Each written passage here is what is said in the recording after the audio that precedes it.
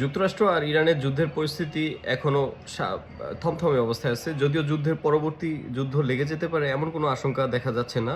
কিন্তু নৌ অবরোধ বলবৎ রাখার ব্যাপারে আমেরিকার প্রেসিডেন্ট ডোনাল্ড ট্রাম্প নতুন পরিকল্পনা করছেন বলে জানা গেছে।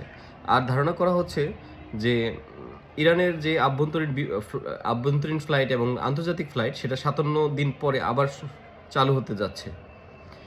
আর শাহবাজ শরীফ পাকিস্তানের পক্ষ থেকে বলেছেন যে যুদ্ধবিরতি এবং যুদ্ধ স্থায়ীভাবে বন্ধ করার প্রচেষ্টা এখনও আগের মতনই অব্যাহত রয়েছে। ভবিষ্যতে এই আলোচনাটা আরও সামনে কীভাবে এগিয়ে নেওয়া যায় সেই চেষ্টা বলবৎ রয়েছে দুই পক্ষকে নিয়ে পাকিস্তান।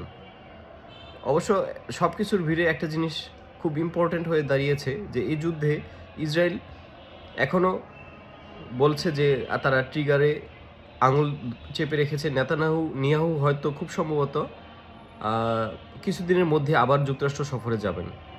তার আলোচনার প্রেক্ষিতে হয়তো ভবিষ্যতে এই যুদ্ধের ফলাফল অন্যদিকেও ঘুরে যেতে পারে বা যুদ্ধটা নতুন করে আবার লাগতে পারে বলে একটা ধারণা করছেন বিশ্লেষকরা। যদিও ডোনাল্ড ট্রাম্প হয়তো আর যুদ্ধের দিকে যাবেন না, স্থায়ী অবরোধ বা বিভিন্ন ধরনের স্যাংশন দিয়ে ইরানকে অস্থিতিশীল করে রাখার একটা চেষ্টা তার থাকতে পারে। আবার ইরানও এই যুদ্ধে অর্থনৈতিক চাপ বলবৎ রাখার জন্য বিভিন্ন হরমুজ প্রণালীতে ট্যাক্সেশন বা তার যে টোল আদায় সেটা করে যাবে।